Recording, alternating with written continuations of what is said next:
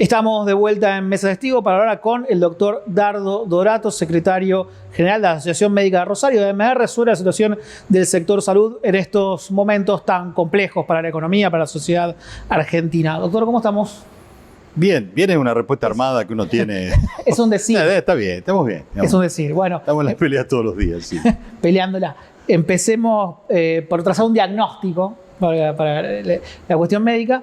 Estamos claramente en un momento difícil de la economía del país. ¿Cuáles son los principales problemas, demandas del sector médico en este momento? Lo primero, digamos, a destacar es que el sector médico atraviesa las dificultades que el resto de la sociedad. No es excepcional, no tiene una situación de privilegio. Y explicar todo el sistema de financiamiento es complejo en una nota, pero primero, hay una gran diáspora en el sistema de financiamiento. Hay 300 obras sociales nacionales, más las obras sociales provinciales, más las obras sociales de régimen especial, más los prepagos. Esto hace que a partir del año 93, decreto 9 del año 93, que estaba a caballo del ministro, se desregula casi por completo la economía de la salud.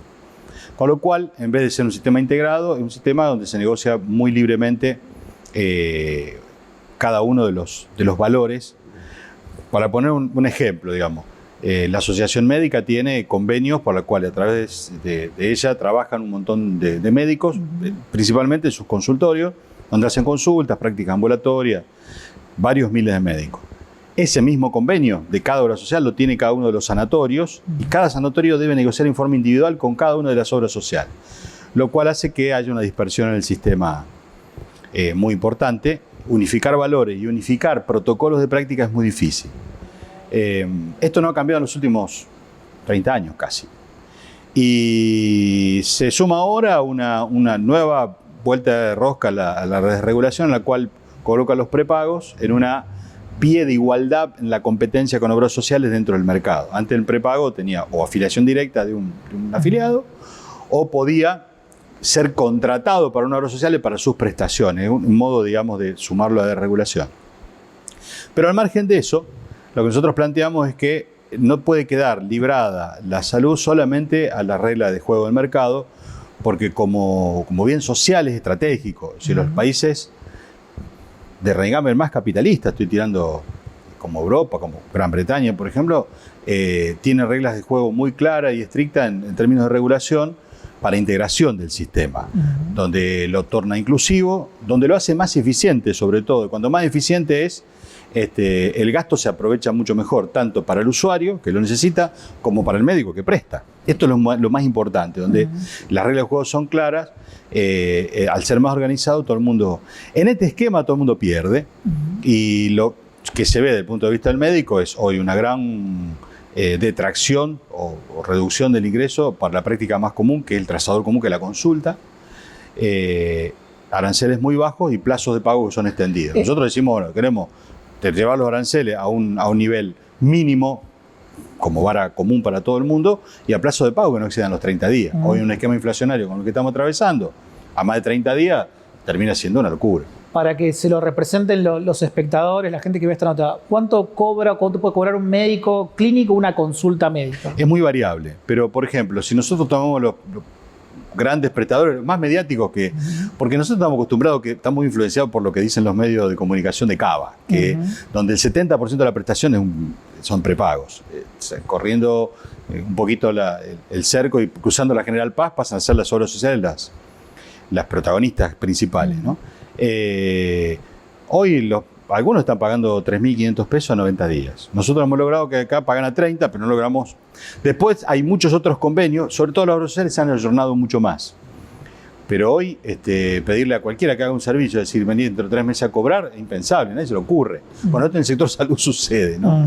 Y bueno, esto es lo que estamos peleando todos los días, y hay una gran heterogeneidad, depende de quién pague, sea el pagador, qué institución, donde a veces hay mayores descuentos hacia el profesional. Esto no, o sea, sobre ese monto hay descuentos y hay extensiones de los plazos de pago, es muy variable. Y esto es lo que le da ineficiencia al sistema y genera distorsiones, indudablemente. Doctor, recién mencionaba bueno, que en estas últimas semanas estaba en discusión de poner en pie de igualdad a las prepagas con los otros actores del sistema, con las organizaciones sindicales. ¿Qué otros aspectos del DNU, de la ley ómnibus, impactan fuerte en el sistema sanitario? Yo digo, sacando esto en particular, en el sistema de salud hacia el sistema médico no hay mucho más por desregular. Ya venía regular, o sea, quizá uno de los sectores más desregulados de hace las últimas 3 décadas, ¿no? Casi a contracorriente de lo que nosotros planteamos, que el sistema debe ser más integrado para hacerlo más eficiente. Pero bueno, esto no fue así. La última vez que se discutió un seguro nacional de salud con un aspecto integrativo fue cuando era Aldoney ministro, final de la década del 80, y que había tenido una experiencia previa en el SNIS, en la década del 70, pero después el Seguro Nacional de Salud no quedó en práctica como tal y nos llevó a lo que es ahora.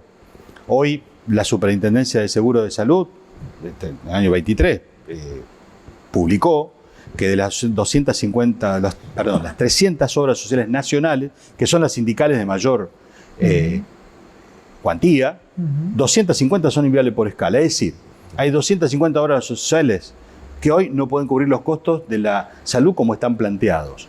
Este es un problema en el mundo entero. Es decir, el impacto de la suba de los costos de salud en el mundo es mayor a cualquier inflación que tiene cualquier país. Ni hablar de la inflación que tenemos nosotros, que es totalmente desbocada. Nosotros un caso muy particular en el mundo. Pero, y hoy el mundo está discutiendo esto, cómo se trata de encauzar esto para darle más racionalidad al sistema. Lo que está planteado acá es un sistema más al americano, el sistema de aseguramiento, es decir, que se funcione más con la lógica de una compañía de seguro. Es decir, me refiero al nuevo DNU, que parece que va a quedar firme, porque también está esta discusión, que mete incertidumbre si va a quedar firme o no. Sí, no cómo va a salir, a dar previsibilidad. Claro, la falta de previsibilidad mete mucha incertidumbre en el sistema, lo cual planear, siquiera a medianos plazos cortos, diría yo, es muy complejo, es muy complicado. Entonces hay que pensar en el corto plazo, en el mediano plazo.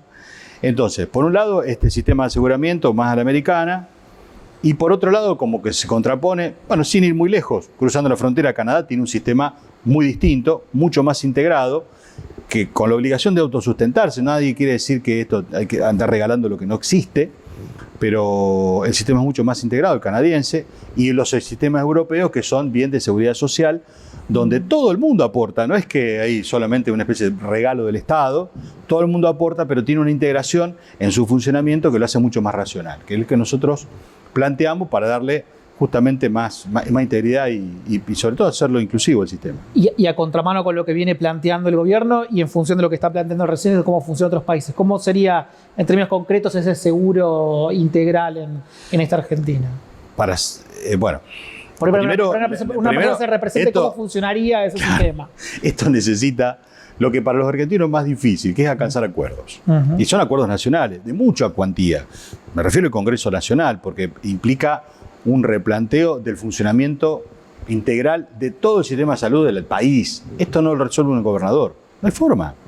Requiere acuerdos muy, muy grandes. Yo siempre tiro el ejemplo de España. España, en la década del 70, 80, tenía un sistema de mutualidades, podríamos decir, paragonable al de la Argentina de obra social. Con la diferencia que estas mutualidades no estaban vinculadas a los sindicatos, eran asociaciones civiles independientes, pero gran cantidad. Y se dio un sacudón político muy importante, que fue el tejerazo, un intento de golpe de Estado al primer gobierno democrático post-Franco que tuvo España. Y de ahí surgió un acuerdo, varios acuerdos de Estado, entre lo que incluía, en el Pacto de la Moncloa, cómo integrar un sistema de salud que fuera inclusivo, que fuera racional para toda España, y todos los gobiernos de la actualidad, independientemente del signo político, Partido Popular, Socialista, Obrero Español, la izquierda, Vox, todos lo respetaron. Es decir, bueno, a lo sumo dijeron, bueno, ¿cómo mejoramos este sistema? Obviamente, todo el tiempo hay que meterle cambio, pero todos se pusieron de acuerdo en esto. Creo que ese sacudón político les sirvió de alguna manera, o aprovecharon su oportunidad para esto. Yo no sé qué sacudón necesitamos acá para tener un nuevo acuerdo, pero todo parte de ahí. Entonces, bueno, ahí todos aportan, el ciudadano, aportan los estados, y hay diferentes esquemas de compra de servicios a los privados, donde el Estado le compra al Estado, donde el Estado incluso le facilita fondos a determinados hospitales de autogestión en función de los resultados que ha tenido el año anterior. Es complejo, pero de alguna forma hay una integración donde cada ciudadano tiene asignado su lugar de atención, y cómo se regula el sistema, sobre todo para que no haya sobreprestación en la alta tecnología, que es muy cara. Es muy cara. Entonces, una cosa es la prestación necesaria y otra la sobreprestación. En un sistema de aseguramiento, muchas veces funciona sobre que la rentabilidad está afincada en la sobreprestación. Está bien, Estados Unidos le funciona, pero maneja cifras monstruosas de plata en una economía que domina el 24% del PBI del planeta. O sea, es un caso muy particular, muy aparte. Bueno, estas son las discusiones de que alcanzar acuerdo, y parece que los argentinos alcanzar acuerdo es muy difícil. Es difícil. Doctor, y pensando en las cuestiones más urgentes, ¿pudieron dialogar algo con, por ejemplo, diputados nacionales por Santa Fe, por estas discusiones que están en el Congreso, alrededor del DNU? Bueno, ahí hay una cosa que, yendo al pago chico, primero Rosario, a la provincia de Santa Fe, si se quiere, en medio de esto de pensar en el corto, mediano plazo, en un sistema que, digamos, es muy difícil plantear esta discusión de, bueno, cómo hacemos una variación integral del sistema. Bueno, pensemos en el sistema como está ahora y cómo tratamos de sobrevivir en el medio de ello. El Colegio de Médicos de la provincia de Santa Fe, en medio de todo esto, presentó un proyecto en la Cámara de la provincia donde fija un arancel ético básico para la consulta. ¿Por qué? Porque es el trazador, insisto, que de alguna forma aglutina la práctica general de la mayoría de los médicos. No todo, pero la mayoría. Este mismo proyecto se trasladó a la Nación y estamos trabajando para que en Nación salga algo similar, porque es un problema nacional que se está planteando, no solamente de Rosario. Las prácticas médicas, la base de la práctica médica, que es la consulta, donde el médico pone toda su formación intelectual de años, ya sea de la carrera, del posgrado y su experiencia posterior, se pone ahí en la consulta. Y eso es lo que está más degradado hoy, la consulta, el trabajo intelectual diario, que además una consulta bien llevada adelante, con el tiempo necesario, porque hay que pagar el tiempo que lleva, reduce los otros costos. Un médico que trabaja bien, que usa bien su estetoscopio, que palpa, que interroga con paciencia, pide menos estudios que son muchos más caros. Claro, hay una lógica del sistema en la cual la rentabilidad también está pidiendo, digamos, pedir estudios es más rentable, pero no es rentable para los grandes concentrados, digamos, no para el médico que está trabajando. Bueno, esto es la discusión que parece que vamos siempre a contramano. Pero... ¿Y ven que hay consenso para avanzar en ese sentido, sobre todo en el Congreso? Porque, bueno, implica también lo llevamos. Vamos a ver intereses. Hoy, a este día de enero y febrero, y está la discusión del DNU, si se acepta o no, si la bicameral no se formó, si el DNU va a ser aprobado otra vez de la ley ómnibus que hay que aprobar en febrero. La verdad que hasta ahora no. Pero bueno, estamos teniendo contacto con legisladores. Y en la provincia estamos trabajando con muchos legisladores que son médicos, que en esta nueva Cámara hay muchos médicos, a diferencia de otras oportunidades, donde por lo menos intentamos ponerle un piso a este trabajo, que es el trabajo intelectual diario de todos los días, que es la consulta. Doctor, ¿ve que va a pasar como pasó en crisis anteriores, que va a haber una migración del sistema privado hacia la salud pública que va a terminar sobrecargando a la salud pública? Puede ser, y además hay lo que observamos nosotros, una concentración económica, un proceso de concentración económica, porque esto, planteado así como está, lo más probable es que beneficie a los grandes financiadores. Me refiero a la gente que concentra 1 millón, 2 millones de afiliados, y los demás van a estar en mayores problemas. Es decir, creo que puede haber que haber gente más a la intemperie, de alguna manera, sobrecargar a las obras sociales que están con más dificultad. Por eso decimos nosotros que probablemente una de las salidas sea la concentración o aglutinación de muchas obras sociales en un solo eje de gestión, porque en la manera que tengan mayor volumen y puedan juntar una masa crítica mínima, puedan tener mayor capacidad de negociación y de gestión para absorber los costos que son crecientes y explosivos. Bueno, este es un poco el desafío que tenemos hacia adelante. Doctor, otra pregunta sobre situaciones que se vienen dando en el último tiempo, no necesariamente en los últimos meses, pero sí en el último tiempo, de muchos profesionales que deciden emigrar hacia otros países. Hay muchos. ¿Qué impacto tiene esto en la salud argentina? Veo que un profesional formado muchas veces en la universidad pública, grado, posgrado, especialidad, se vaya a España, Italia, a otro destino. Sí, es penoso porque se va mucha gente muy bien formada.